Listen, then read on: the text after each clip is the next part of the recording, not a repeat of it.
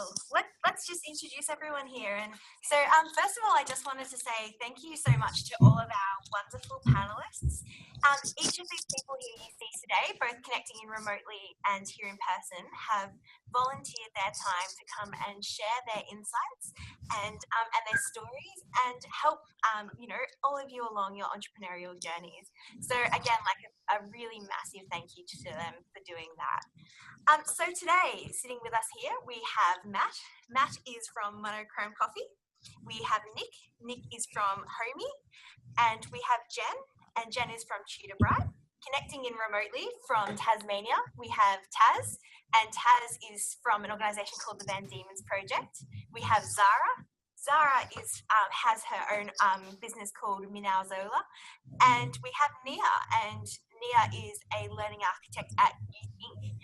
And about to join us today, we also have Jane, and Jane is from an organisation called Bring Me Home.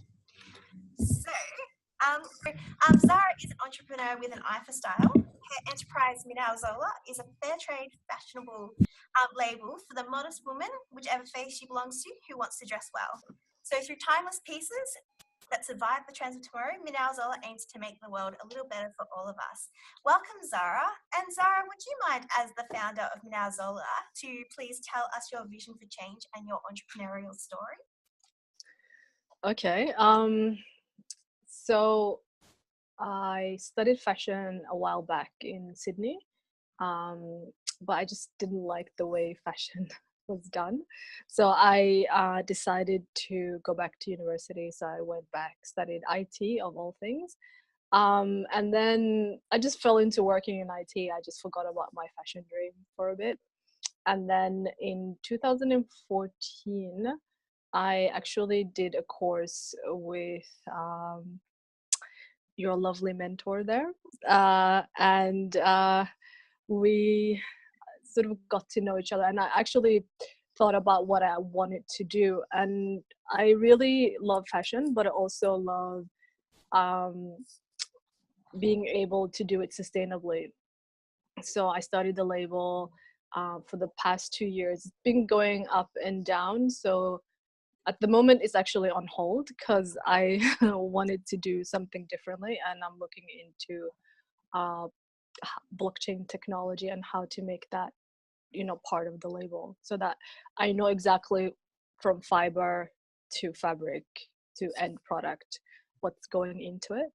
So yeah, that's pretty much what I'm doing now.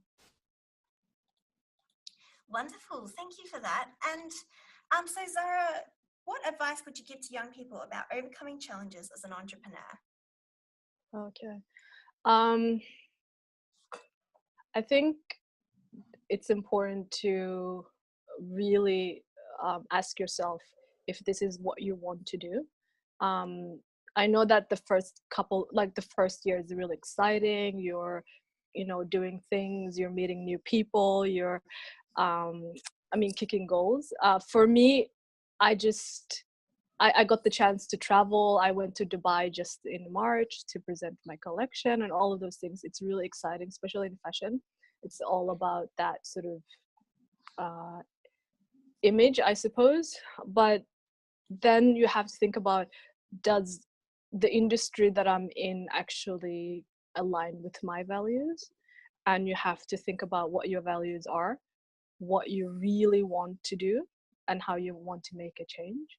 And for me, sustainability is really important. So I had to, pull back and say, this is not what I want. I'm not interested in the image of fashion and all of those things. I'm willing to come back to the start in order to actually do it the way that I want to do it. So to persevere, you have to really be conscious of yourself and the world that you're in. Definitely. And I'd like to now hand you all over to Nia.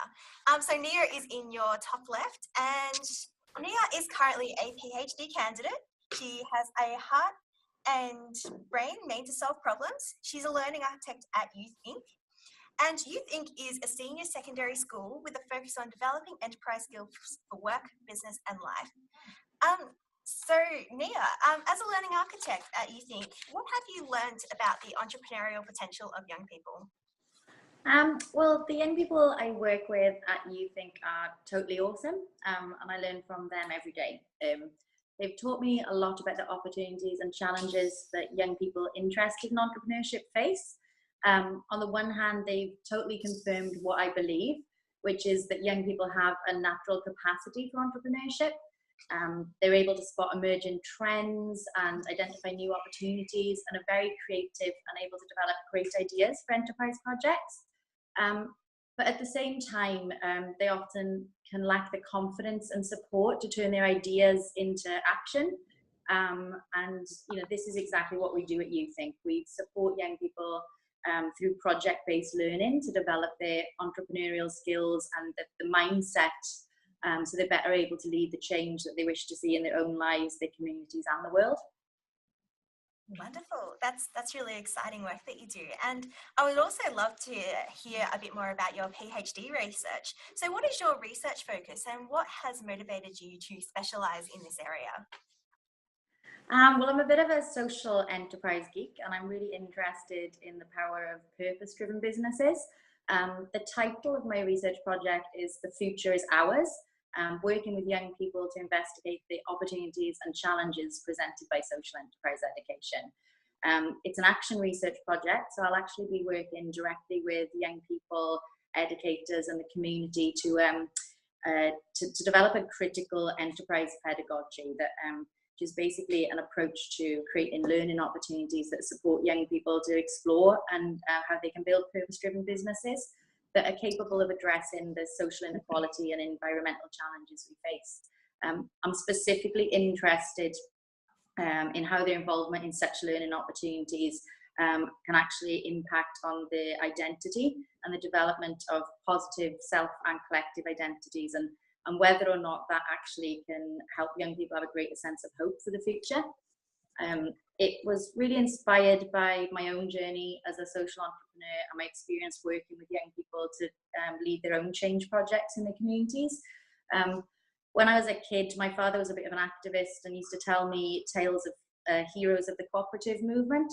And I was always fascinated by the concepts of businesses that looked after their workers and that were concerned with social change rather than just profit at all costs. And as a result, I guess I was a bit of an entrepreneur myself as a young kid. In primary school, I used to sell and make bookmarks to raise money for the local dog pound. And in high school, I used to do like a traditional sweet stall to raise money for various causes. Once I wanted to do that for a famine that was happening in Kenya, and my pretty evil headmistress told me that I wasn't allowed to really raise money for local charities. But I told her I would go ahead anyway. And she said if I did, I would be suspended.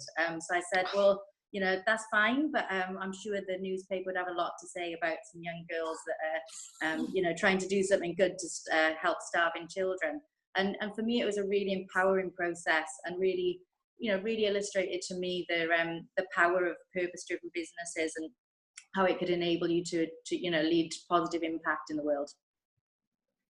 Awesome. Thank you so much for that, Nia. May I just check? So, Nia, just a quick question from Facebook Live.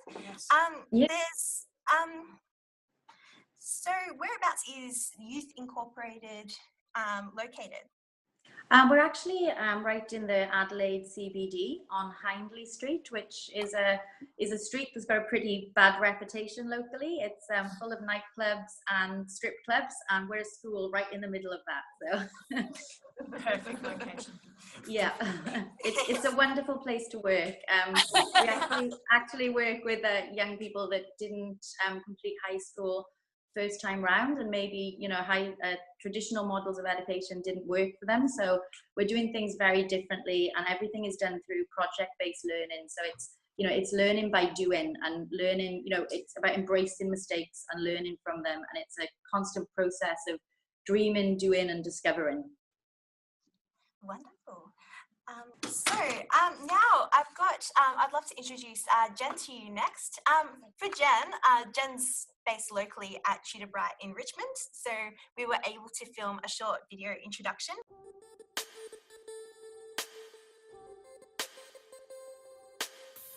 Tutor Bright is an education company. We provide in-home one-to-one tutoring to students across Melbourne and Geelong, and that includes primary and secondary students. Our focus is really on the one-to-one teaching, and that includes very much a personalised and targeted approach. So we spend a lot of time assessing each child and understanding why they're looking for tutoring and how we can actually address each need.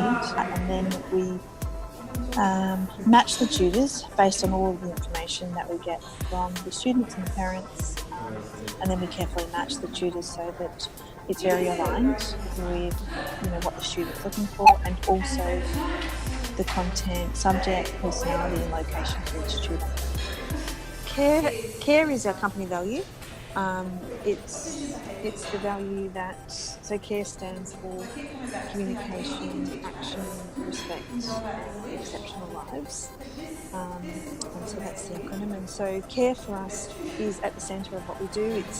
It's our agreement between everyone that we work with or that we come in contact with. For us, it's the framework, and it's our go-to to help us make decisions, to help us guide us in how we behave. It really is the centre of what we do and how we run the business and how we work with our tutors, with our assessors, with our parents and our families, everyone really.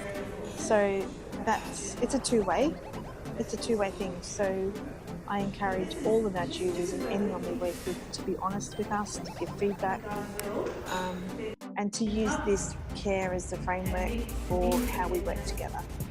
Yeah. To date, we have at the moment we have about 650 tutors that we work with, and they are genuinely the best young people I have ever had the privilege of meeting and coming into contact with. Can you tell us what personal strength have you developed the most as an entrepreneur? I think that's been the most important thing, actually being open to seeing where I could have been doing more self-development and actually performing better as an individual in the team, and then being open to put that feedback into action.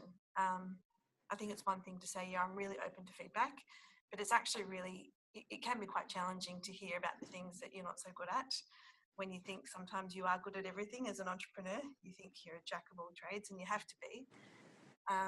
But yeah, there's been some really good advice that I've had over the number of years that I've been working in my own businesses, and I think just from listening and taking that on board and then trying to put that in action, I think has had genuine positive outcomes for me personally, but also for the businesses that I've been working in. So. Awesome. And can you tell us what your top tips are for building brand awareness? Top tips for building brand awareness. Great question, Emma. I would say be authentic and be genuine. And if you're going to say that you are something, then be that something. And I think create your tone of voice, create consistency around everything that's going to touch. We talk about a 360 touch point. So everything that we do, that we send, that we talk about, that we publish, or whether that's on the phone, in social media, in communications to external, internal, all of that has a very consistent tone of voice and feel. And at the end of that reflects our values, our company value, which is care. And I think you have to try exceptionally hard to be authentic to your values. And I think if you are able to do that, I think your brand is then, going to reflect that. So I think that's probably the most important thing for us anyway. Awesome. Thank you, Jen. Okay, now The video. So, Greg, I interviewed up in Sunshine at his warehouse, and he runs the most awesome social enterprise called Brotherhood Books.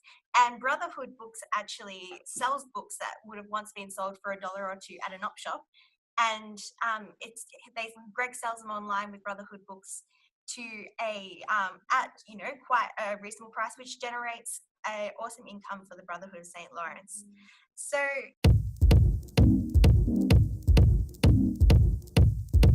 this building is the home of social enterprises on behalf of the Brotherhood of St. Lawrence. We are the for-profit division of a not-for-profit organisation. This, what you see behind me, is the sorting facility where most of our donations are brought back. Most of our donations come in through the stores, our community stores, op shops as we used to know them. Our trucks go out, collect them. There's also private donations. Most of the donations come back here. They're sorted out and redistributed to our stores as needed on a week-to-week basis. One of these community stores is Brotherhood Books. Technically speaking, we are one of the retail outlets of the Brotherhood of St. Lawrence. Two major differences: we only sell books and we sell them online instead of in the shop. Some of our donations you can see to your left there. We've got a bit of sorting to do. I'd like to introduce you to Roger. He is our staff morale officer and official greeter. He occasionally gets a bit bashful on camera, so if he's not too talkative at the moment, you'll understand why. Roger, Emma, Roger. Hello, Roger. Good to meet you. We also, the Brotherhood of St. Lawrence, quite specifically, well, was started by Father Tucker in around Depression era in Melbourne in the late 20s, early 1930s. And he had a saying that kind of summarised, I think neatly summarised what we're all about. The Brotherhood of St. Lawrence would rather build a fence at the top of a cliff than call an ambulance to the bottom. So we're not a crisis charity as such. We'd rather take steps to ensure that you never get to the bottom of the cliff. So that's basically what we're about. The broader charity, there are a very broad number of programs run by the Brotherhood, from aged care to single mother support. We have a hippie program. That's one of our, I think, our only nationwide program. It's not quite what it sounds. It's not tie-dye and flute lessons. It's that actually stands for Home Interactive Program for Parents and Youngsters.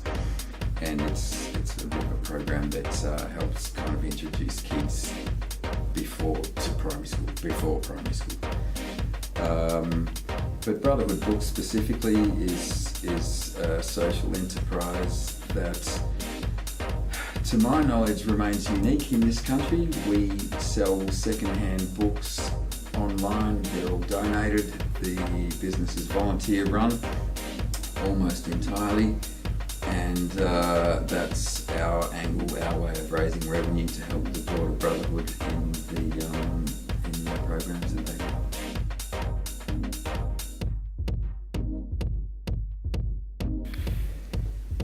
Well, I think preventing falling off that cliff is a pretty good goal to aspire to. Personally, I'm very lucky in that I've managed to have found a position where I get to work with a product, if I had to put it like that I'm very passionate about, and that's books. To me, that's a key element of job satisfaction and getting something out of your day and feeling like you're making something of your life. If I had to put it like that. But the actual charity aspect of things, the fact that not only do I personally get to have such fun at work, but all of our work with the team also helps people make the best of their lives is a big motivator for me.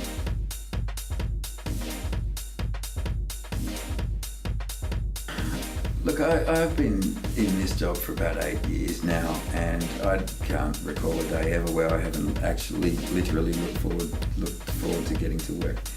I spent a lot of years in hospitality and tourism and that kind of field, and was fairly well burned out by that by the time I kind of stumbled into this job. And knowing where I'm going to be in a couple of hours, as in here, doing this is what gets me out of bed, happy and positive and raring to go every day.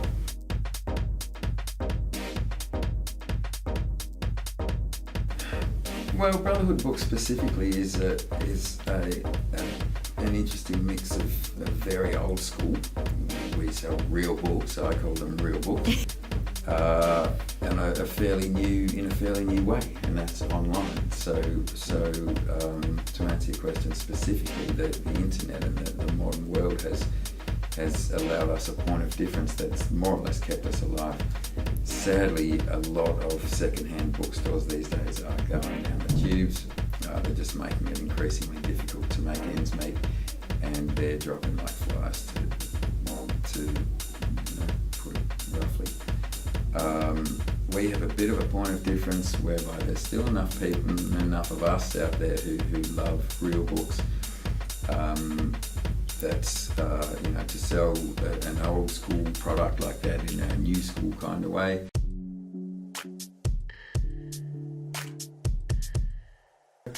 First thing I do every day is print off our orders from the night before, the book orders. The team start coming in not too long after there. Occasionally they beat me to work. Usually by about 9:30 the place is pumping and we're getting our orders packed. We have half the team maybe picking and packing orders, the other half uploading books, restocking the website. We also spend a fair bit of time attending to our support line, customer inquiries or requests or that sort of thing.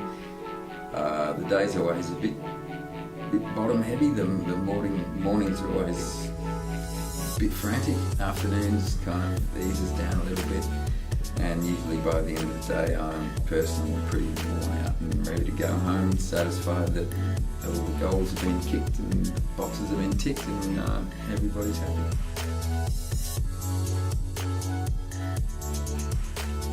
Well, Brotherhood Books specifically, there are a lot of elements that need to come together. But we have a volunteer work base, we have an ongoing huge stream of donations, we need warehouse space, IT support, website support, we need a lot of support from a lot of people, and that requires a lot of goodwill and a lot of people having faith in the validity of the operation. So I guess what that all comes down to is the idea good enough to get enough support behind you to that everything clicks into place. There are a lot of elements that need to come together, and if the idea is good enough and there's enough passion behind it, it'll come together.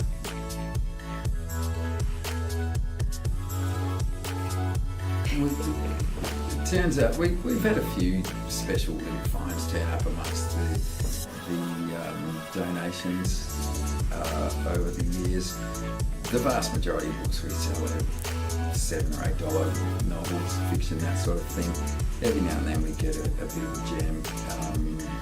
This one particular book turns out that it is worth considerably more than any other book that I personally have seen come through here. And that is because it's a first edition of Ian Fleming's The Man with the Golden Gun. Ian Fleming's stuff is highly collectible and highly sought after, and this is just the most super special, coolest book I've seen. Now we are going to move on to Jane. So Jane is from an organisation called Bring Me Home. She has founded it, and her aim is to revolutionise food waste. And so Jane is doing this through a mobile app which connects people to food at the end of the day from restaurants and food stores where it would have otherwise been thrown out. Every year in the food service sector in Australia, they would actually throw away at least 600,000 tonnes of edible food to the landfill just because it's not sold. And those kind of food can actually feed 1 in 6 Australians who are experiencing food insecurity right now. So Bring Me Home is a social enterprise that aims to tackle food waste and food insecurity. What we're creating here is a mobile app where we connect people with cafes and restaurants that have leftover food to sell at a discount at the very end of the day. I'm very passionate about this issue because my mother was once an illegal immigrant that has suffered from hunger whilst she was on an illegal boat trying to go to an unknown destination. I remember when I was 12, she told me a story of the toughest day she had, which was on the boat and couldn't eat at all. And she told me this story because she didn't want me to waste food, and she wanted me to look at food differently and to respect food. Every day I wake up and do something, I feel like I'm working so close to achieve what I want to achieve. I remember when I started Bring Me Home, it was just nothing, no social media page, no website, no nothing. But a couple months ago, after, started achieving so much more, establishing this, establishing that, making this, making that, and I could really see, every day I get up, I do something, and Bring Me Home is starting to form together, and that really empowers me. By 2020, I actually want to save over 2 million meals from going to waste, and I also want to feed at least 100,000 of people who might be struggling financially or just struggling to get really good. But it's all around sustainability, feeding people, making the world an even better place. Top 3. Number 1 is that I actually started building a very awesome team. Everyone that's working for me right now, they're all students who are super passionate about the issue of food waste and really wanting to feed more people. Number 2 is establishing so many partnerships with food retailers already, and also 2 of the largest food rescue organisations, Oz Harvest and Second Bite. We've just partnered with them recently, and that's very exciting. And number 3 is the fact that we're running pilot tests at the moment, and so we're actually doing it in Unimel. And within 2 weeks' time, we've saved over 50 meals from going away. So thank you for joining us today, Jane. And would you mind giving us your elevator pitch? Elevator pitch, let's just do it in 10 seconds maybe. Yeah, 10 seconds, Okay. Let's do it. So hi, I'm Jane, founder and CEO of Bring Me Home. Bring Me Home is a marketplace where we let people buy and pick up excess food at a discount from cafes and restaurants, which would otherwise be wasted. That's pretty much what you said. That's awesome. Yeah. Thanks so much. And Jane, as a founder of Bring Me Home, what is one of the most significant things you've learned about social entrepreneurship? Significant lesson, I think, is the fact that there's actually a lot of people out there wanting to help. That is kind of a surprising thing for me, because I thought, good people out there, there's not a lot to find, but surprisingly there's a lot. And working in that space has really helped me be able to gain support elsewhere externally, and people that are just genuine enough, they will actually reach out and want to help. So that's one thing that I noticed about the social enterprise space. That's awesome, thank you. And Jane, how can we assist young people to develop a more entrepreneurial mindset in the rapidly changing world of work? I think it has to start with very early education. Starting from primary school or secondary school, schools should really empower and inspire young individuals and let them do their own thing. Just like what one of the panelists said, she was trying to sell things at school but got in trouble because of that. I think we should really encourage that and let students be entrepreneurs at a very young age. I've already been seeing a lot of initiatives trying to teach, high school students doing all the pitch and be entrepreneurs themselves. One of them is actually run by one of my good friends. It's called the Reach In Education, and they do like a 12-week program. And it's great. I went to their pitch event, and all 5 girls were really amazing, and they were only in year 11. So yeah. So good, thank you. And so now I would just like to introduce you to Matt. So Matt is from a social enterprise which he has co-founded with his partner Whitney called Monochrome Coffee.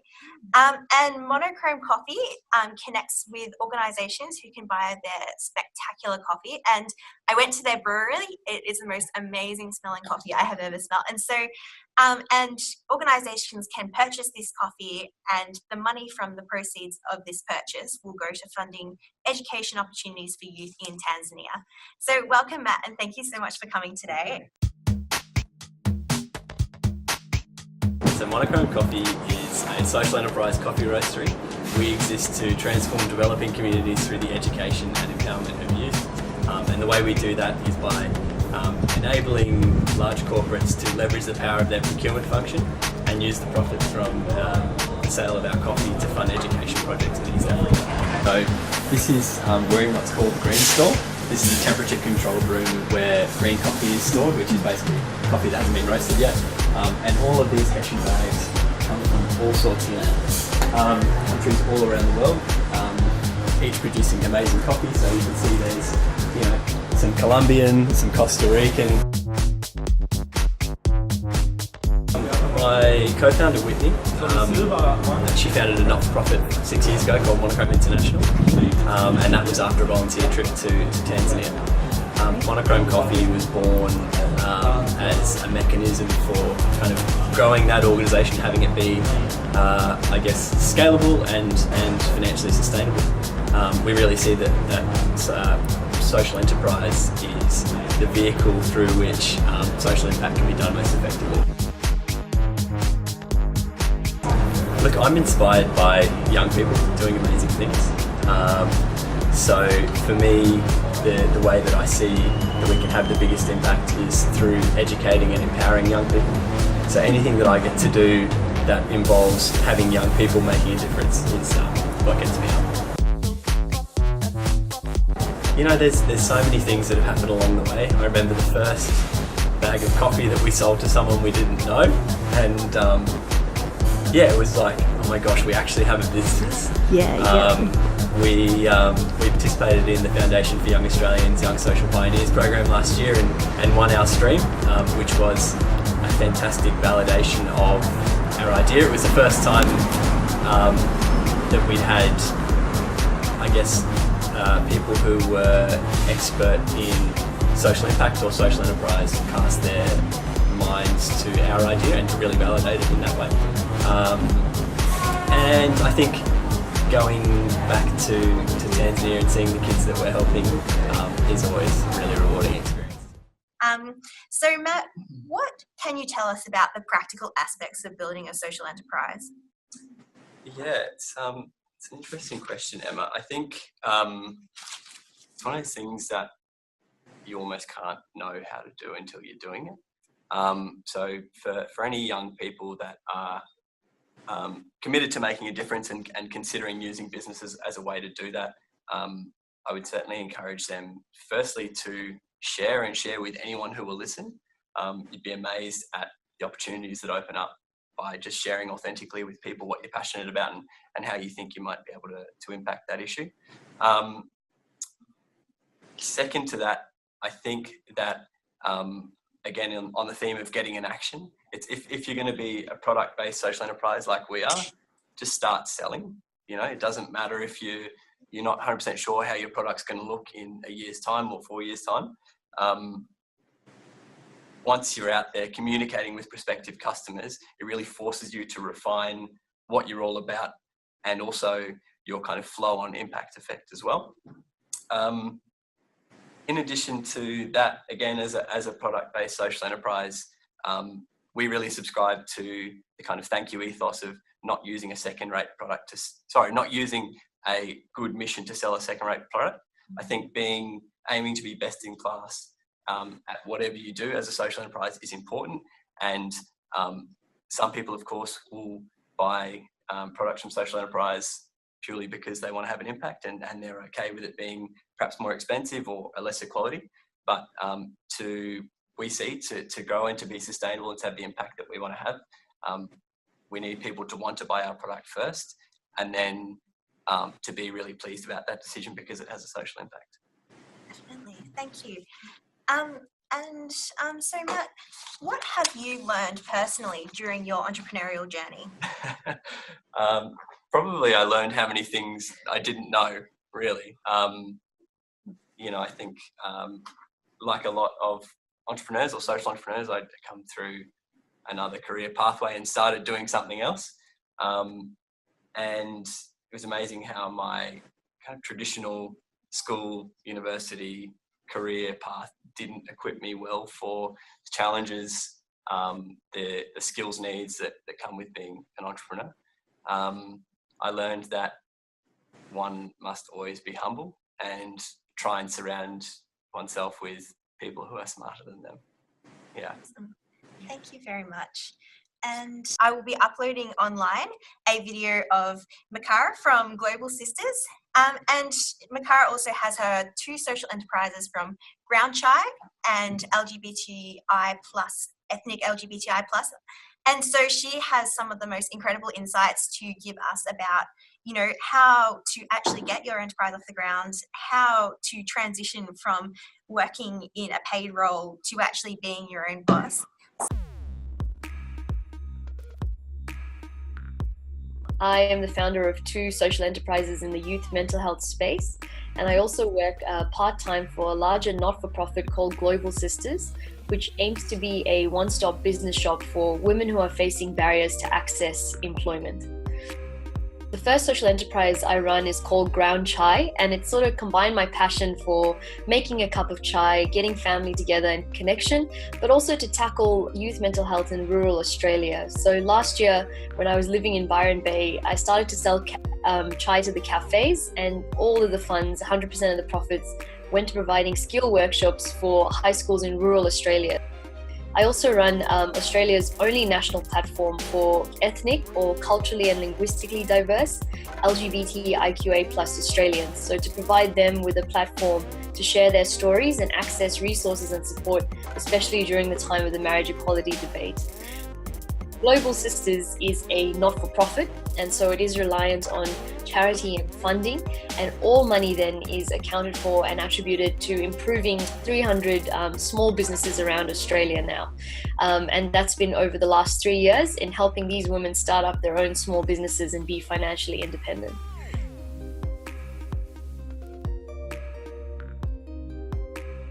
I know in working in the youth mental health space and working with a lot of young people, at such a stage in life, a lot of them, because of dependency, are often forced to stay in very hard situations.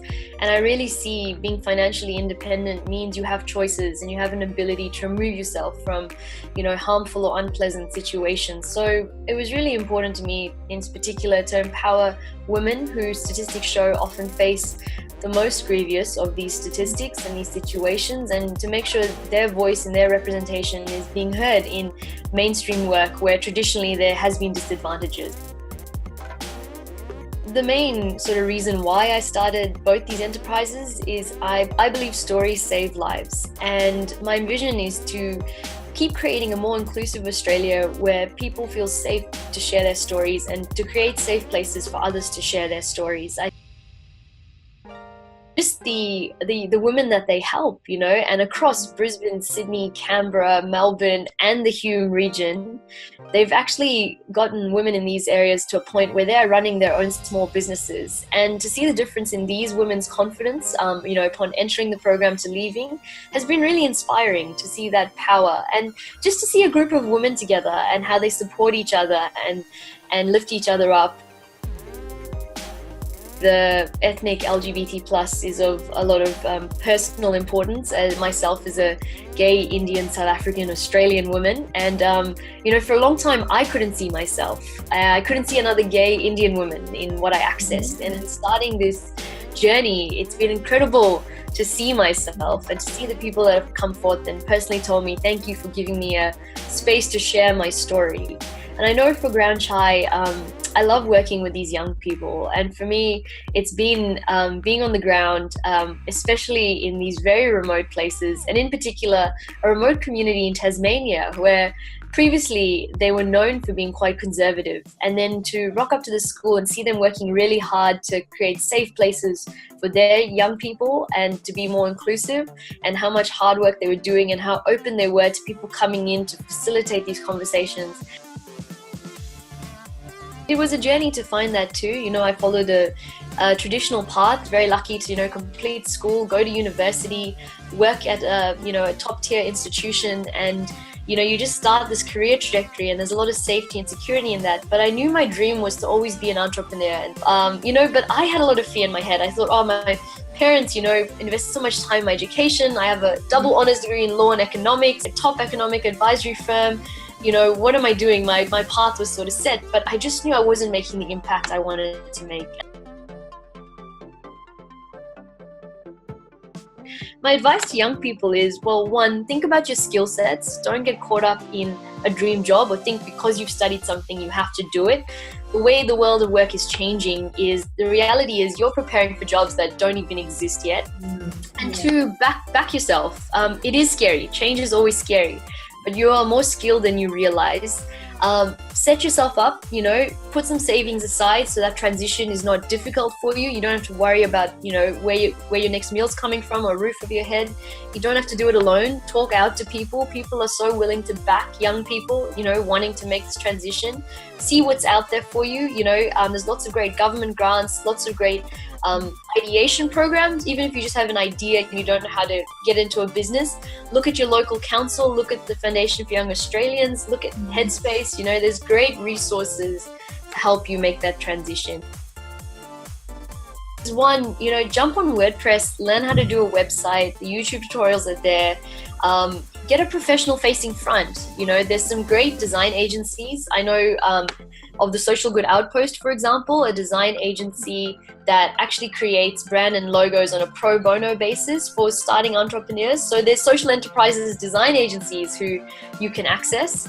Just go on Canva and mock up a logo, or go on WordPress and, you know, learn to create a website. These are free. Set up PayPal. That's how people find you and get your bank account. Yes, PayPal takes a percentage of your income that you earn, but suddenly you actually have a business in the sense of you have a way for people to find you, and you have a way to get paid. Now you just need your product and your service. You know, that's really the three things you need to start a business. If you haven't already, watch Simon Sinek, starting with the why, on his TED Talk. Because realize people don't buy what you produce, they buy why you do it. And that's how you create, you know, long-lasting, sustainable businesses. Know why you're doing something. And even if it's vague, keep honing at that. Keep talking to people about it. Because if your why is really strong, you know, it doesn't matter that you can't afford to have the best brand or the best logo just yet. People will buy your story. And that's what connects a customer to a brand. But realize you don't have to do it all at once. A lot of this you're going to learn just by doing. The important thing is to do, because you'll just keep getting caught up in your head. A really great book that helped me when I was starting up was the $100 Startup by Chris Guillebeau. And he outlines, you know, the stories of startups that started for less than $100. And as someone who didn't have a lot of money, I thought that was fantastic. And, you know, to date, I actually haven't put a lot of money in my businesses because they're consulting based and they're story based. So I didn't need a lot of resources outside of actually making chai. And that wasn't very expensive either, you know. The most money I put in actually was trying to get it trademarked and logoed, but I didn't even need to do that step yet. You know, you read the Thank You Water story and, you know, that's something they only did like 5 years into their journey. So it can be overwhelming if you think you have to do everything at once, but you know, basing on Chris Guillebeau's advice in the $100 Startup, you know, he says there's only 3 things you need to start a business. 1, get your product or your service, your good or your service. 2, get a way for people to find you, and get a way to be paid. You know, and you can start a consulting business overnight. You know, if you've got a skill set that you'd like to advise people on, why don't you just start? Fill yourself with love. Think about where your decisions are coming from. Decisions made on fear don't last and they're hurtful. Make your decisions based on love, and that includes love for yourself. So next I will introduce you to Taz. So Taz,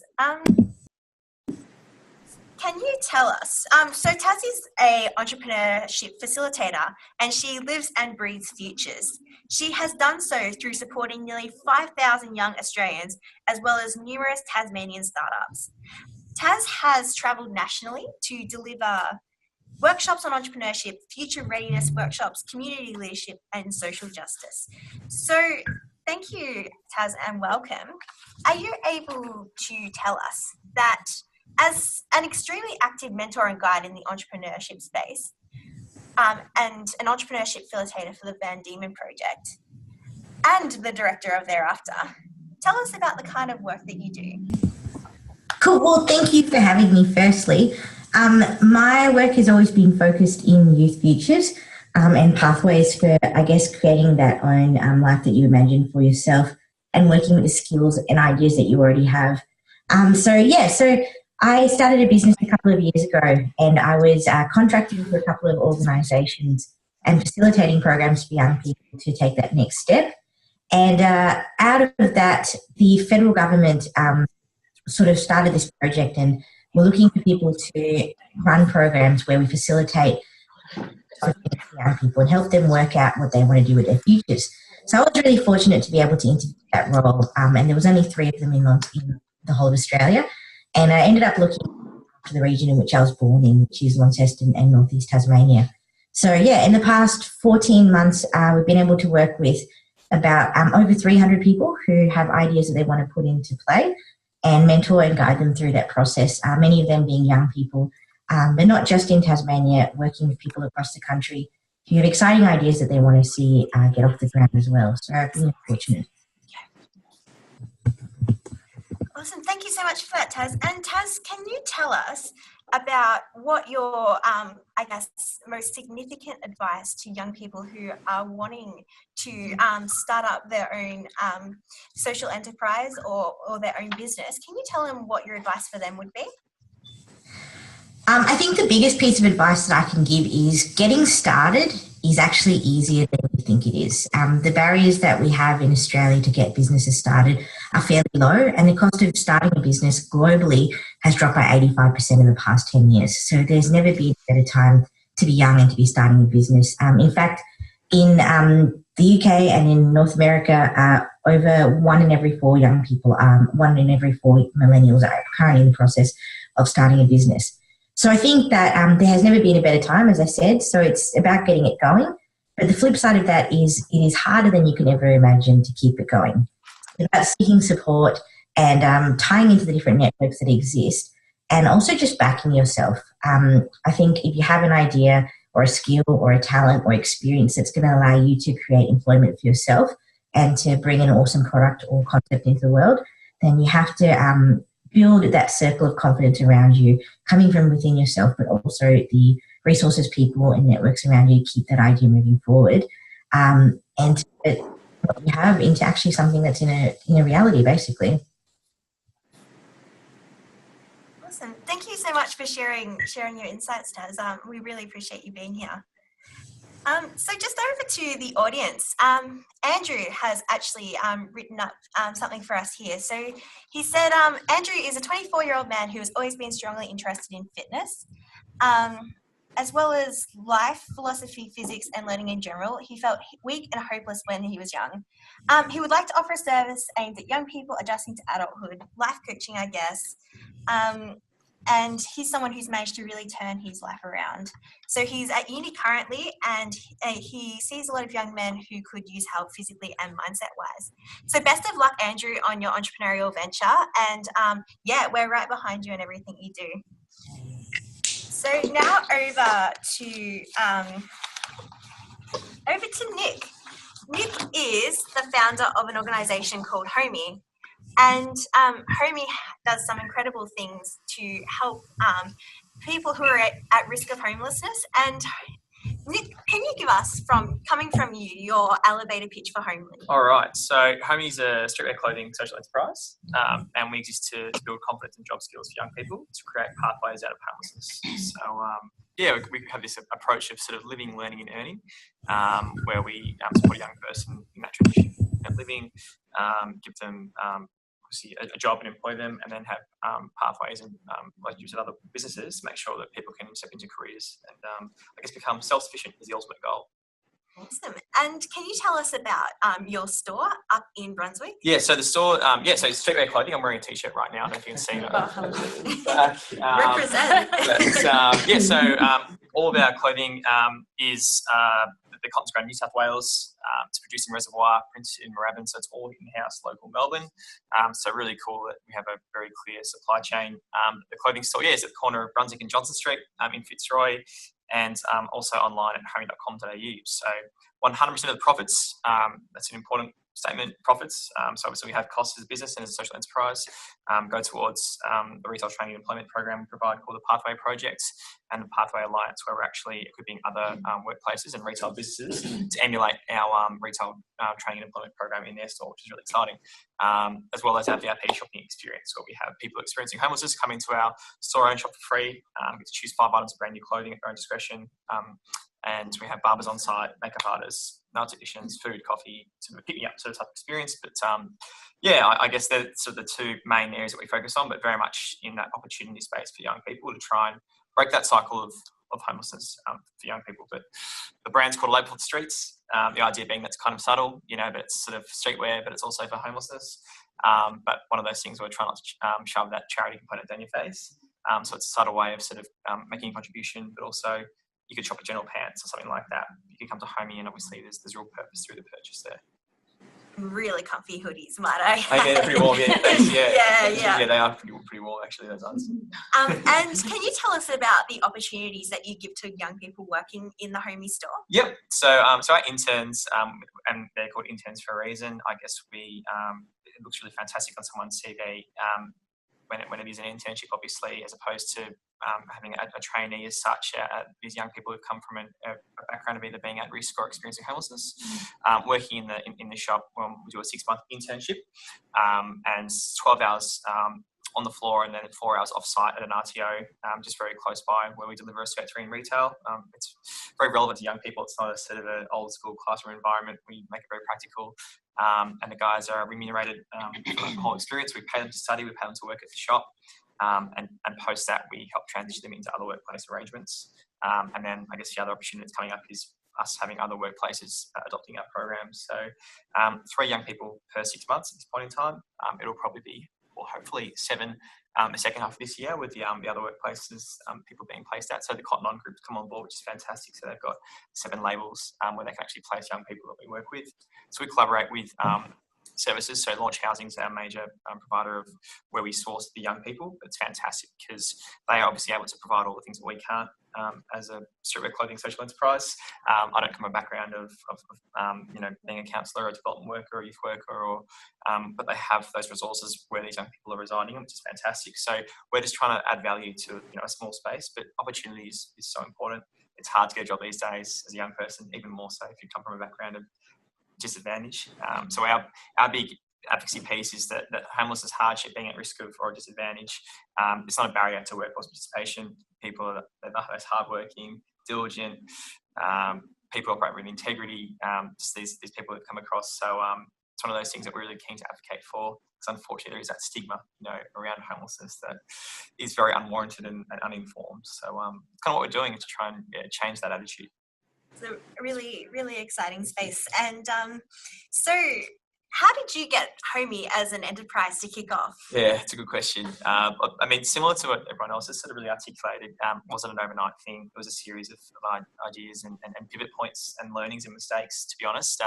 The first thing we knew we wanted to do was to try and do something well, to do it with quality and care, and not try and bite off more than we can chew. And obviously there are amazing organisations that exist, but we just don't have the capacity to do something for hundreds or thousands of people at this point in time. And we were just really dedicated to, if we can do it right for one person, then that's going to be good, and then make it 2 and then 3 and 4 and whatnot. So that was something we were really keen on. Obviously, we knew that homelessness is obviously a really prevalent issue in society, and especially in Melbourne, which is, we're probably walking here today, some people might have come across someone who was living rough. So we challenged ourselves to find out more about the issue, and it really certainly was different to what I had assumptions that the people who were experiencing homelessness, just background of drug abuse and alcohol addiction, and it was largely uninformed. I mean, I think reality is only about 6% the 116,000 come from a background of the reason they are on the streets or experiencing homelessness. There are various forms of homelessness is because of that. So I was really, I guess, challenged by that, and then moved to do something about it. Because I'm like, if I thought this, then imagine how many other people are thinking the same thing, and how different the reality is to actually, what the root causes are. So from there, we sort of decided to create a blog, an online I guess, piece to try and challenge some of those preconceived notions towards homelessness. So took the model of sort of the Humans in New York style and translated that across to the homelessness of Melbourne. Obviously, the consent of the people is really important first and foremost to share their stories, but the idea being just to provide some insight and to try and change attitudes. From there, it was like, hey, cool, we've got a good captive audience. We're starting to change attitudes. What's a physical action people can do? How can we make a meaningful contribution? And also, how do we make caring cool for our mates who are mostly caring about football and beer and all the rest? So we come up with this idea around, well, let's try and create sort of a brand, if you will. And we thought, what are people our age buying these days? Shopping at General Pants, getting the base tee with the prints of the type thing. So we decided to try and create something like that. And then from there, the purpose being, obviously, that we knew that it was just hard to get a job in this climate, even more so, if you come from that background disadvantage. So that's kind of how it's all fallen into place. But it's still been refined every day, as I'm sure everyone else's organisations are. But it was kind of like identifying, okay, there's this problem here, that understanding is a big piece about it, but also where are our resources best paid attention to. Out of 116,000 people experiencing homelessness, I think it's only around 8,000 are living rough. So, there's literally another 108,000 that we're not seeing, and that's people sleeping in cars, cabs, sleeping in, and that is the bigger issue, if you will. It's behind closed doors. So we're trying to, I guess, advocate for that as well, because a lot of the time, obviously, the assumption is it's the person who's living rough. We're trying to show that, people who experience homelessness look like you or I, which is the reality. So it's an uphill battle, but it is that slow and steady, one person at a time, with making sure we're doing it with quality and care. It's really comprehensive. We know where we can actually make a meaningful contribution and add value to something. So we're just playing a small space, but we're just chipping away doing our thing, and it's kind of complementing all these other things that a young person requires in order to live a happy and healthy life. So we found our niche. That's really awesome, and I love this concept of how to make caring cool. Thank you. That's fantastic work. Absolutely. So I'm just going to throw it over to you guys for a second, and I'm just going to put up a poll.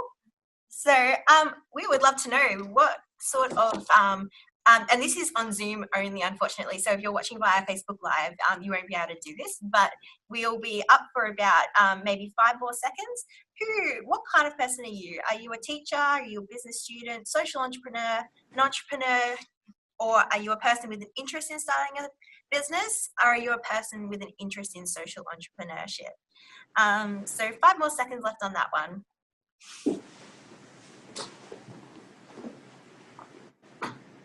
Awesome. Thank you so much, guys. We've got a few teachers and educators here. So thank you so much to you guys for tuning in as well. It's so great, the work you do in helping educate young people about opportunities. And so we definitely, it's really great that, that you're tuning in as well. So I'm just going to share these results with you guys now. So 50% of people on Zoom, but on Facebook Live it might be very different. So welcome to you all. Now I'm going to throw it over to you guys on Facebook Live. So who's got a question? I'll give it 5 seconds. Nick. I've got a question for you from Naomi Appleton. Nick, what sort of funding and support was available to you financially when you began building your brand? Yes, it's a really good question. So we started with $0. The way we went about it was through a crowdfunding campaign, and that's obviously a really good way to get some initial seed funding. I guess making sure that we had a really quality offering and we're really clear about what we were trying to do was sort of, I guess, the barometer of success in actually obtaining that funding. So through that campaign, made a lot of noise about what we were trying to achieve. We're quite savvy with, I guess, some stunts that we performed in order to get some funding. So we did a couple of nights of living rough on the streets and did a bit of a documentary around that and created a bit of hype. And we were lucky to secure, I think initially about 20K of funding. But obviously, you know, having to then move into creating a physical shop and buying clothing and whatnot, that gets eaten up really quickly. So it's very challenging. Like it's certainly, you have to be very resourceful, and I'd certainly advise anyone, you know, it's amazing in your immediate network, family and friends, and people who know people who are able to support these kind of endeavours, as we were talking about previously. I mean, I was a babysitter, like a nanny, for a couple of years, and the family that I babysat for were quite high up at Target. And then I asked them, I'm trying to start this thing, would you be able to help? So then they took me into the big warehouse. I had to choose all of the fixtures and fittings for the shop. So it's quite amazing. Like sometimes, yeah, it was really helpful. And that would have saved us, you know, probably about $20,000. So it's really important to, you can actually make stuff look really good with not a whole lot of money. And it's just amazing. We were talking about that, the help that's out there. So yeah, $0. But now we're at a point where I think we turn over, I think this year it's almost $750,000. So it's a lot. And obviously there's a lot of profit from that, which is great to be able to fund our program. So, you know, you can get there. It's really surprising from zero to that in a couple of years. So definitely, thank you. And to the rest of the panel, any advice on the financials of you know, starting up a business? How do you fund it? How do you go from, you know, working for someone to actually funding your own business? Jen's eyes lit up, so I'm going to throw it over to Jen. Oh, look, I think it's probably one of the most important things any entrepreneur needs to do is have a really clear plan about the funding, and then, you know, forecast out. Like, don't just do the first 6 months. Go further and really understand how you're going to fund the startup, the implementation, and then the follow up, and, you know, get some customers. Like, actually get some money, some revenue. The other thing I would say is cash flow. So I think cash flow is really, really key. It's one of those things that it's really boring to talk about the numbers and finance, and traditionally, actually, women haven't always been the people that have been involved in the finance conversations. And so I think for any women out there who it's not their strongest area, I would really encourage them to, you know, get some help or get some training or speak to other people who are good at the numbers, and just get informed. Because once you are informed about that, it'll change how you do your business, and then I think how you can make it work. And thank you so much. And Taz has told us that she has a few funding options that she can share about. Over to you, Taz. Cool. So there's actually quite a few options for low-cost startups, and we actually try and help people focus on ideas that they can launch for funding. So one of the things is the NEIS program, which is a federal government program that people can have a look at online. So it's NEIS, and that also provides you with training as well as an opportunity to get some support while you're getting your business off the ground. On top of that, Foundation for Young Australians has a number of programs that support ideas to grow. Also, each state has their own things that they can do as well. City councils have projects that they can help with. Here in Launceston, we have a number of pitching competitions that we run to help people get their ideas off the ground. Queensland actually has a chief entrepreneur, and he himself runs a number of programs throughout the state that can help people. So I'm happy to share. If anybody wants, I can get in contact by email. There might be something relevant to you. Thank you. Thank you for sharing.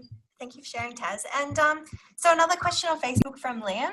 So to the panel, what government grants or contracts are there for people who are looking to use business to help the disadvantaged that people might not know about?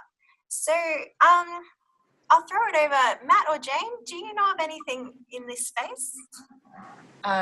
So it's really hard to get government grants if you're a for-profit social enterprise, because that pretty much just eliminates a lot of the options out there. The way that I got funding was actually from a family and friends round. The initial round that I did was $35,000 from over like 20 people, and everyone's just chipping in over $1,000. And recently closed another 15 grant round. That's like another family and friends. I was very fortunate enough to kind of get some networks that are, you know, within the philanthropy space. But it's really hard to get grants, public grants in general, if you're working in that for-profit space. But there are opportunities out there. Like the first program that I did was the Young Social Pioneer program, which Whitney, your other co-founder, did as well. And that's kind of like you will get an opportunity to pitch to the public, and after votings, they might win 10 grand seeding funds without any equity. And then there are also like accelerator programs that are able to provide that funding and grants as well. Like YGAP as well, which is the one that I joined recently, and there's a couple out there. So I would say if it's for grants for social enterprise, go look into like accelerator or incubator programs. Otherwise, through a family and friends round or even a crowdfunding campaign would work. Yeah. You need you need DGR status if you want to be honest. Yeah. If you want to actually obtain funding from these bigger bodies or other private family trustees and whatnot, it makes such a big difference. A lot of the time they won't touch you unless you have that, and essentially it means that they can obviously claim a bit of a tax exemption, and you can issue them a DGR receipt. That's hard to get, but it's worth putting in the yakko if you're going to be a social enterprise and be a not-for-profit. It's almost critical in terms of, unless you get a really big bang early days of hype around your idea and you have significant capital coming through, it's almost imperative to secure that in order to be able to get some of those funds to alleviate the stress on your business if it is a bit of a slower trajectory like ours was. The other thing I would add is that it doesn't always have to be through grants. So I know that there's increasing interest from government in engaging with social enterprise through social procurement. Procurement, for anyone who's maybe not familiar, is essentially the function by which an organisation goes about sourcing its goods or services to run its business. So I know in Victoria, the Andrews government has just launched a massive social procurement policy in government.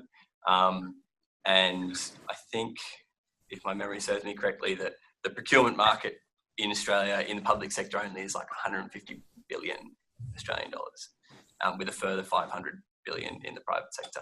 So it's a massive opportunity, and I would encourage anyone who's interested in getting into this space not to think that the only way that the capital can come is through investment or grants. And Taz, you've actually put up a link here to jobs.gov.au/youth-jobs-path. Can you tell us a little bit about that? Yeah, definitely. I think that I think it was Jane that was saying that government funding can be hard for startups, but there are other elements within startups that can get support. One of them that's really exciting is the Youth Jobs program, Youth Jobs Path, and basically that allows an organisation to employ a young unemployed person, and it provides a subsidy to that organisation.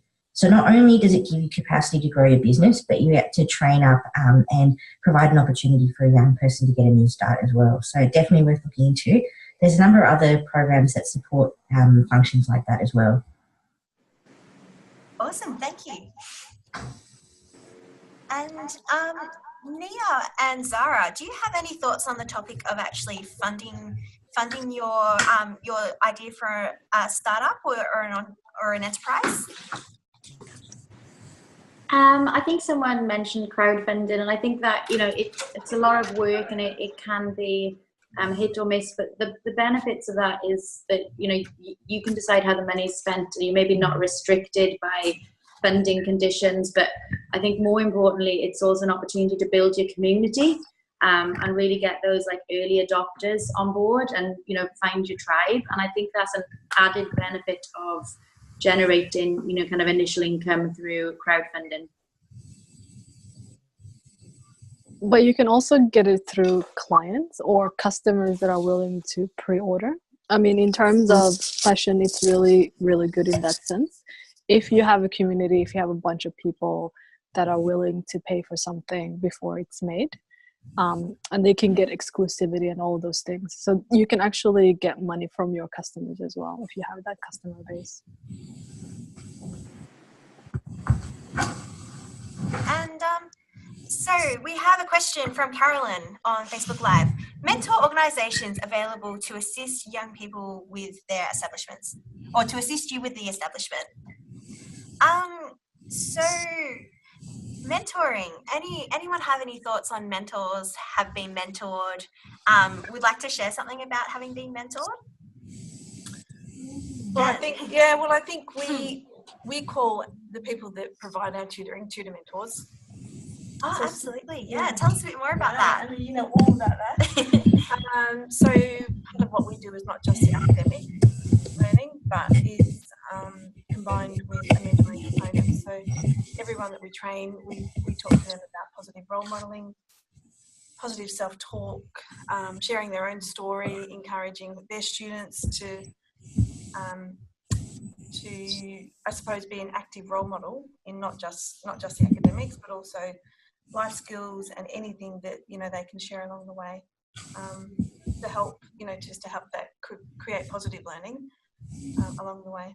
So which is, I think, has been quite successful from the stories that we have, and particularly the young people that we employ to be the tutors. It's probably equally as important to them when they come and work with us that they can actually be a mentor and a positive role model for the students that they're working with. Thank you. And I think I'll just say personally, I've always, I think, looked for a mentor and tried to listen to or learn from their experience. And I think if you can go outside of that and get that influence, particularly in business, I think it can have a really positive impact on your own performance and behaviour and absolutely. Nia, you are a mentor yourself, would you say, at YouThink. Can you tell us a little bit about what kind of difference it makes to be a mentor for a young person?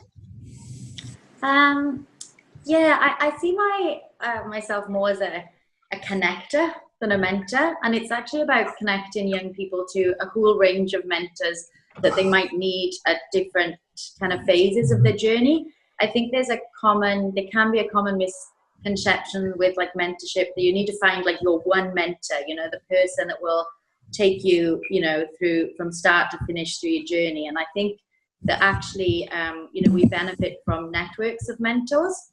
And there's some great online communities of people who are actually doing the same things as you and experiencing the same challenges, and being able to connect with a much larger network of peer mentors, I think is just as beneficial. And I see my role in YouThink as more facilitating those various connections to different people with different life experiences and professional experiences that can help people at different points in their journey. Definitely. And if I could, to Nia's point, I think it's so valid to seek out, as people call it mentorship or advice or whatever, to seek mentorship from as many people as you possibly can. And again, that comes from solving a social issue with humility.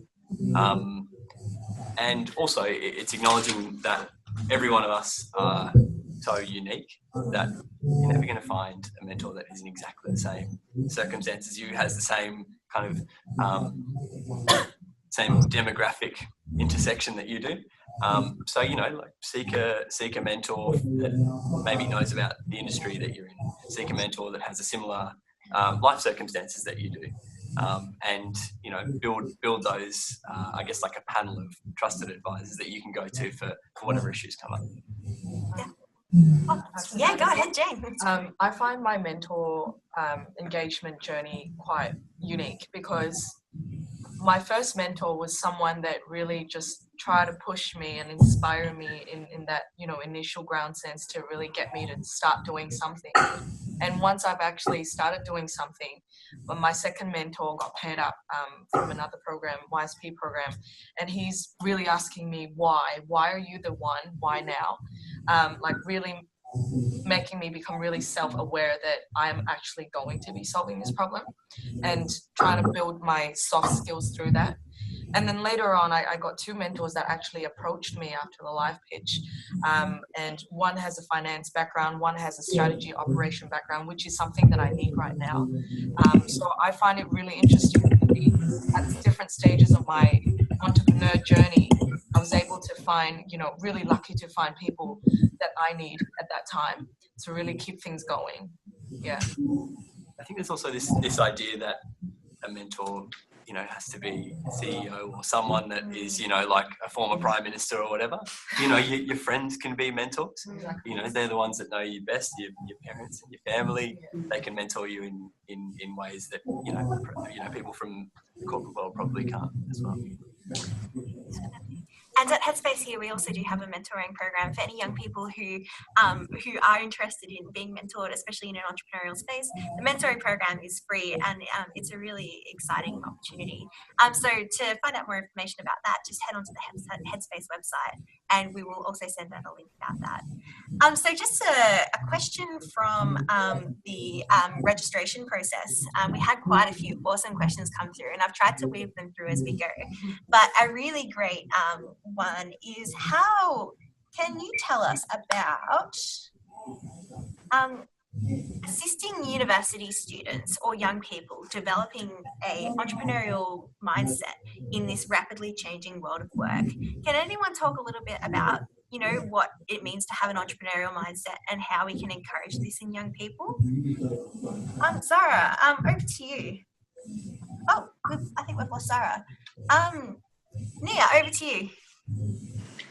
Yeah, I think that mindsets are just as important as skills, you know, and I'm really interested in this, especially with my work, working with disadvantaged communities, because we're often told that, you know, young people who've experienced disadvantage or challenges need to develop a lot of the things we associate with an entrepreneurial mindset.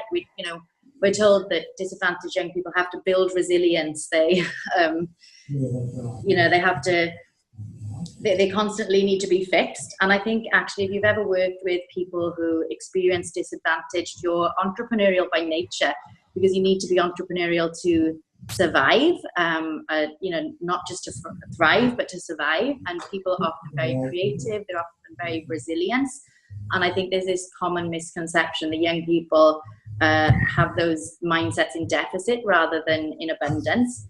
So I think it's actually a first step about acknowledging, you know, those strengths in young people, and then working with them of how they can create more opportunities to actually learn by doing, and you know, to not fear mistakes but embrace them and be in a constant learning process. So I think it's really about a process of action and reflection, and providing more opportunities for that, so you can develop the mindsets and kind of recognize and supersize your strengths. Awesome, thank you so much. And anyone here who feels like inclined to answer this, what is your thoughts on this? I think there's also a part of looking at what the component pieces of having an entrepreneurial or innovative mindset are, and looking at how we can equip young people better with them, whether it's through higher education studies at university, whether it's through vocational education, or even primary or secondary education. Anyone else?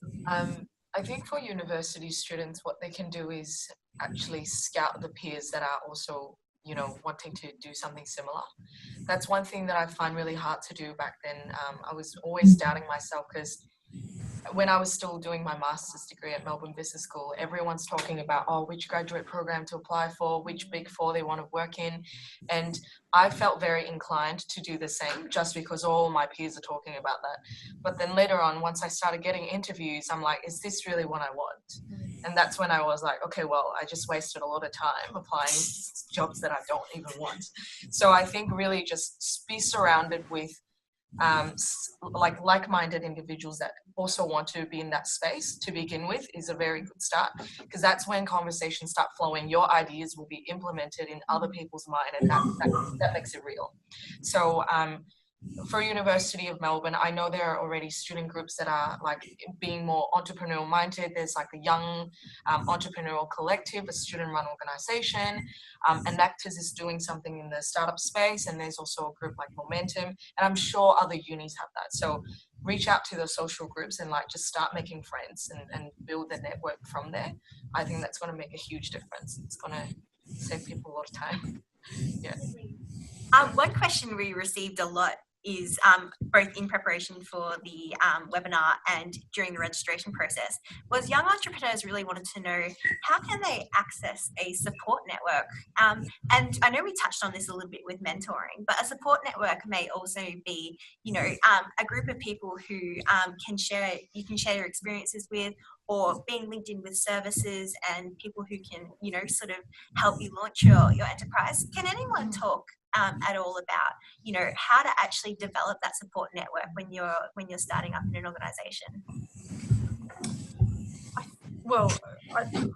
I started all of my entrepreneurship in London, actually. Some time ago, actually 2010. So perhaps a bit longer, actually. And where I started was just joining networking groups. And I started actually in women's networking groups because I felt that I could create my own strategy around what I was trying to do. And then as I got more confident in those smaller groups and working out, you know, what I wanted to do and what I wanted to get out of it, I could then expand into bigger networking groups. And I think you just have to start somewhere. Just join a group. Yeah. Just know what you want to do, know what you want to get out of it, and I think be really clear about what your strategy is about creating networks. Don't do it for the sake of just showing up. Like, go in with a purpose, know what questions you want to ask, know who you want to talk to, know who's going to be speaking. And I always went up to the speaker of any group that I went to and introduced myself, and sometimes said, can I have a cup of coffee? Which, you know, for their time, and some of these were pretty, you know, big, I suppose, business owners, they would almost looked a bit shocked, but then they would say, yeah, of course, you know, let's have a cup of coffee. And I think you just have to start. So find a group that you can relate to, sign up, and just go. Just so many coffee catch-ups, just all of the coffee catch-ups. Yep. Anyone who will have coffee. Yep. And be interested in people. Like, go in and ask them about what they're interested in, what they're doing, how they're going about it. And I think I'm always amazed at what comes out of those conversations. Can I just share a quick story? Yeah, please do. When we were in London, I went to a free marketing workshop. It was 1 week put on by London Startup. And I think it was the last day, and it was exactly like this. They had a webinar running across the UK, and I asked a question, and they encourage you to say your name, your business, and whatever your question was. So it was the last morning, and I put my name up and I said, hi, I'm Genevieve, blah, blah, blah. And there was someone watching the webinar who knew quite a big super angel investor in London who said, hey, you should talk to these girls. They're doing some great work. And out of that, you know, he gave us a seed round of £25,000 investment just from that really quick conversation or quick question of the link. And then he got in touch, and like we thought he was actually having a laugh when he sent us this email saying, hey, do you want to have a chat with me? But it was the power of, I suppose, just thinking that actually every conversation that you're going to have may lead to a really positive outcome. Awesome. Thank you. I think like a really good place to start scouting for people for coffee catch-ups would be LinkedIn. It's as easy as that, honestly. Like, I think for me, what I did was I looked into people in the food waste space and just try to understand what their journey's like and how they're going about this mission, and just bonding over the same mission that we're trying to solve. I think that was very effective for me. And then at the same time, I reached out to young entrepreneurs that started their own business, you know, in their early 20s, and just kind of get a lot of insights and advice from them as well. And then as well, like Facebook groups, and, you know, there are other groups that are, you know, within the incubator system and accelerator programs. That's really helpful as well. Nia and Taz, do you have any thoughts on this?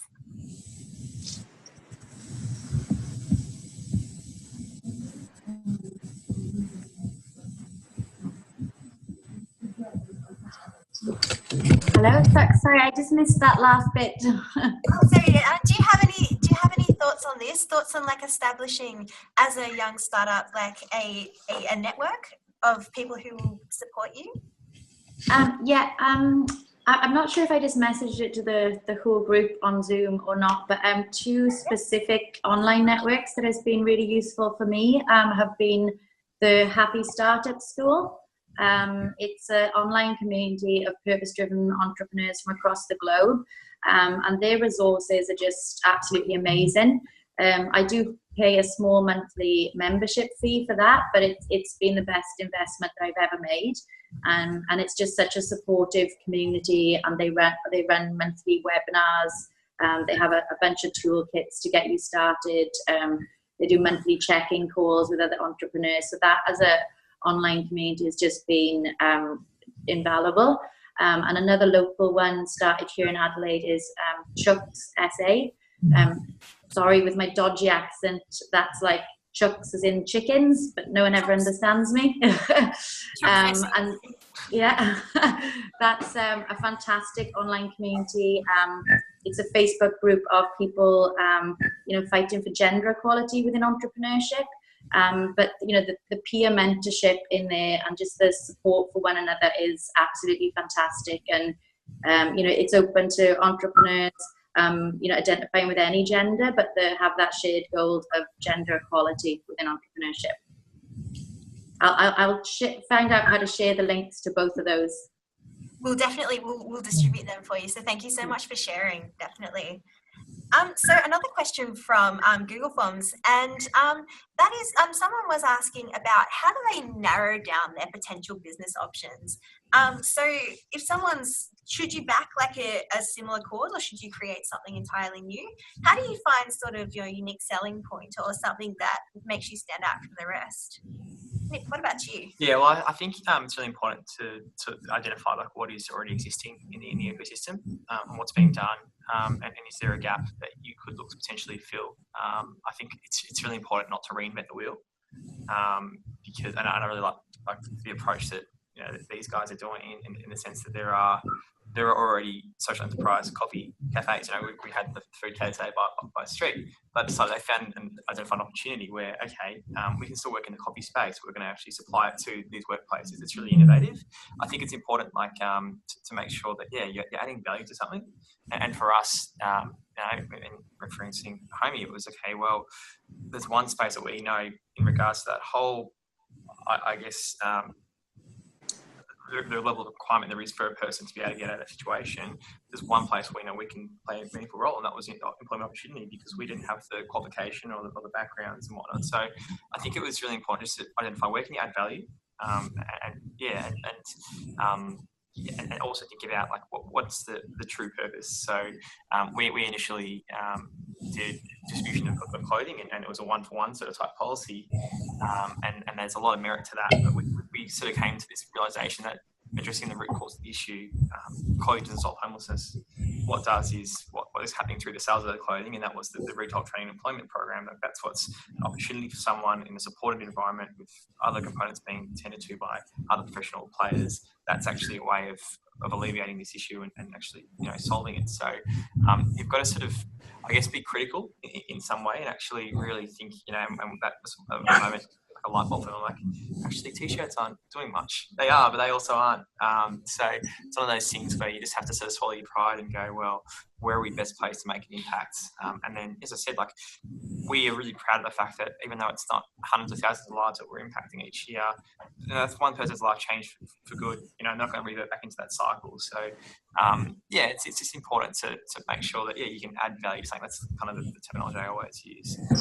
So be curious, find out what's already out there. But just because someone's in the same industry as such, I think it's a really great example of monogram coffee. There are other cafes and social enterprises that exist in the coffee realm, and there's also Reground. They're all doing different things. So there's, just because the product is the same doesn't mean that you can do something different with that. So I'd love to actually be able to go around and just hear from each of you. Number one, what is the main thing you would like to tell us about yourself as an entrepreneur, the organisation that you work for, and what it means to you and what it should mean to everyone else? And the second thing is, what would be like one takeaway piece of advice that you would sort of give to young people? So just in short, I'd just love to hear, like, just from each of you, just one sort of takeaway message about who you are and what you want to teach everyone. So I'll start with you, Matt. Sure. What was the first question? Sorry. I'm sorry, that was a really long question. I was like trying to bank them up.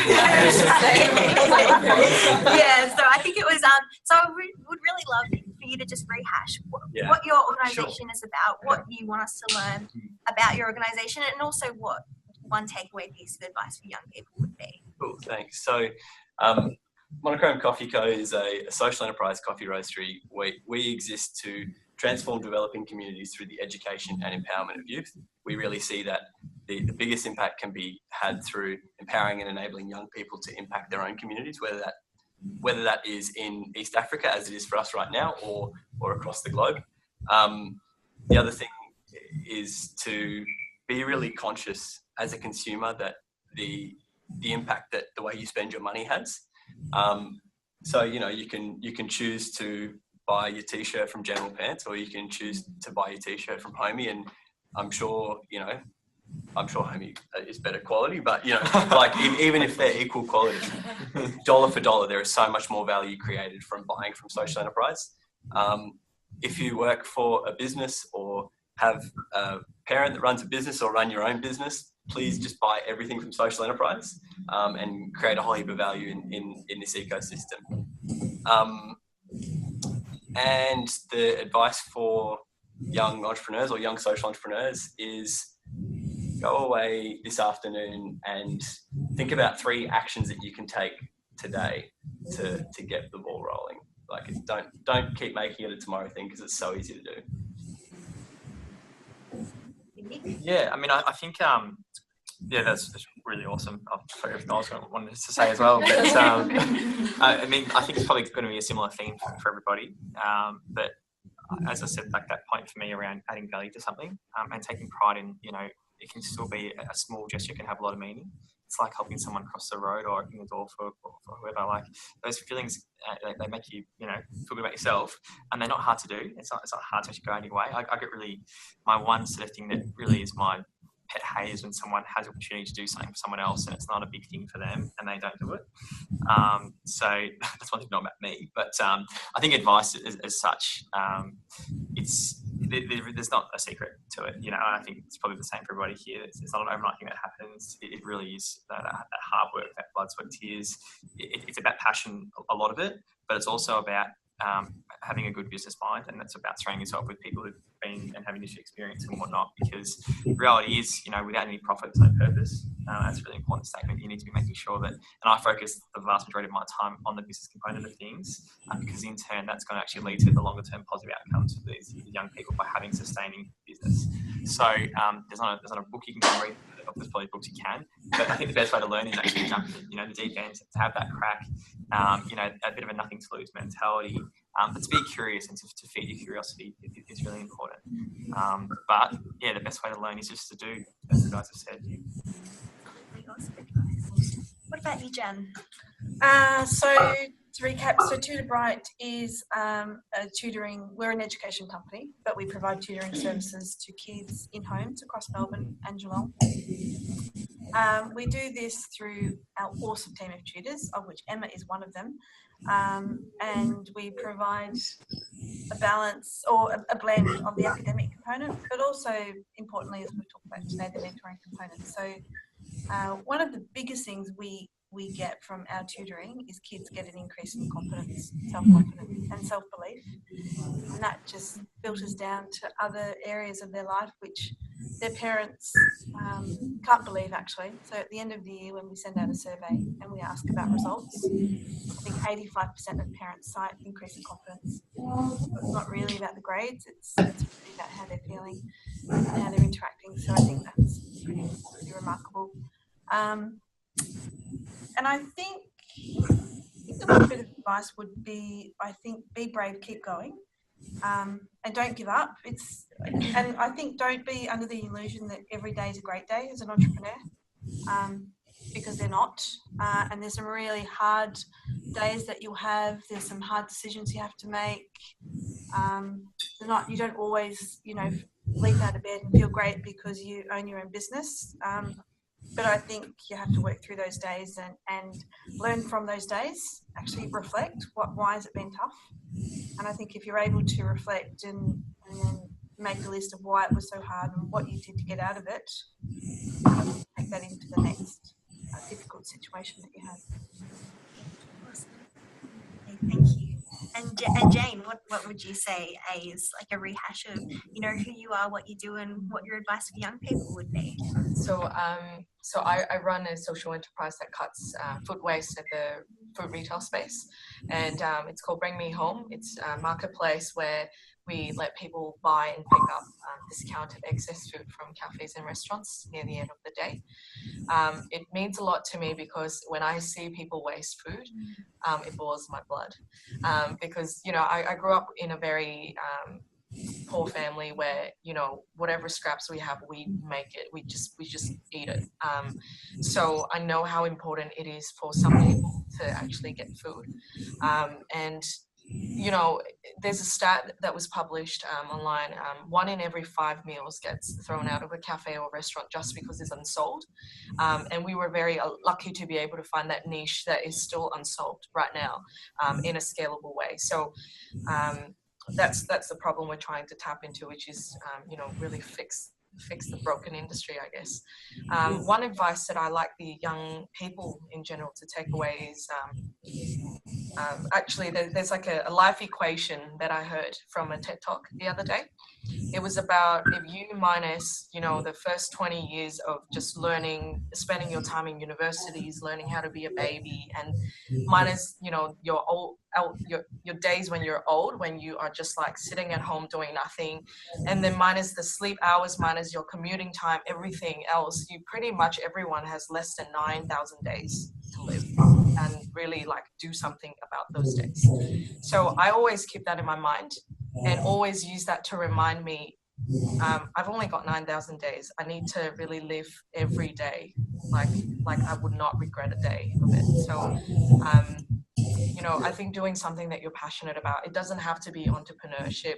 It could be working in a very, you know, passionate company that you love. Anything really, I think, just really make your life value worth that time. I think that's the greatest thing anyone can take away, I reckon. 1,000 days, that's such a hard-hitting sort of message. What about you, Nia? Can you give us a rundown of who you are, what you do, and what your advice to young people is? Yeah, so just to recap, I'm a learning architect at UThink, which is an alternative school based in Adelaide. We are kind of, you know, our aim is to revolutionise the way we learn through, you know, a very action and reflection orientated way of learning. And our ultimate goal is to really support young people to supersize their strengths and lead the change that they, you know, want to see in their own lives, communities, and the world. And, you know, we do that by supporting them to develop entrepreneurial skills and mindsets. My one piece of advice would be that entrepreneurship isn't a solo journey, despite, you know, like, I'll probably show my age here, but like you know, like a lot of the entrepreneurs that, you know, we get shown, Richard Branson, Lord Sugar, the dude who set up Facebook, you know, like it focuses on the individual. You know, it's like these men achieve these great things, but like it's actually a collective process. And, you know, you'll only go far and create good without crapping on people if you treat people well, and you work well collaboratively, and you know, you give as much as you take. And for me, that it really is about, you know, finding your networks, finding your tribe, and all supporting each other. And another bit of advice is read the book Be More Pirate. I'm reading it at the moment and it's awesome. So, what was the title again, sorry? It's called Be More Pirate, How to Take on the World and Win. And it is awesome, and it kind of uses the Golden Age pirates as an example of how they really, you know, challenge the social norms of their time, and kind of uses their approach as a blueprint for leading change in today's uncertain times. So I highly recommend it. Taz, over to you. Cool. Yeah, so I am really, really passionate about futures and the pathways that people take to get there. The Entrepreneurship Facilitators Program is currently available in Northern Tasmania, the Hunter Valley and Newcastle. So if you are looking for free support, that program can help you and mentor you through the process to help you get your idea off the ground, and just be someone that you could talk to that's in your corner, basically. I think the one big piece of advice that I have is ideas are so important these days.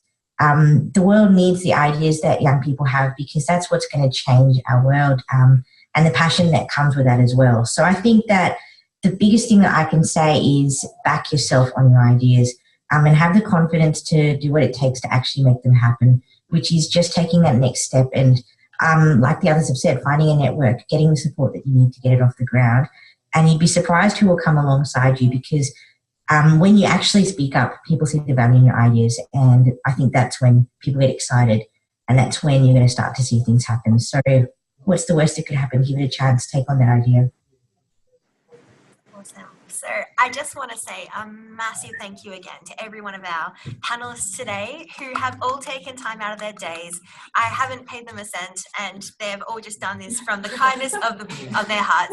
Oh yeah, I forgot to tell you, this was a volunteer opportunity. But yes, thank you so much, and thank you to Street for the wonderful bites we've got today. And thank you to Lee, who has been my wonderful supervisor throughout this whole journey. She's been behind me every step of the way, and she's really, sort of just had a lot of confidence in me. And she's also been wonderful help on the day with troubleshooting issues. Speaking of which, for any technological issues we've had today, in the this video will actually be published, and it will be available to be watched retrospectively by anyone who is interested. And so in the published version, you will be able to access the awesome video footage of Matt, Jane and Jen, and Greg from Brotherhood Books and Mikara from Global Sisters. So please do join in, and we will also send you out the resources in the next few days to come. So stay tuned for that. So thank you again to everyone here. Jen, once again, we have Jen from Cheetah Bright, Jane from Bring Me Home, Matt from Monochrome Coffee, we have Nick from Homey, we have Taz from Van Diemen's Project, and we have Nia from Youth Inc. So thank you all again. Thank you.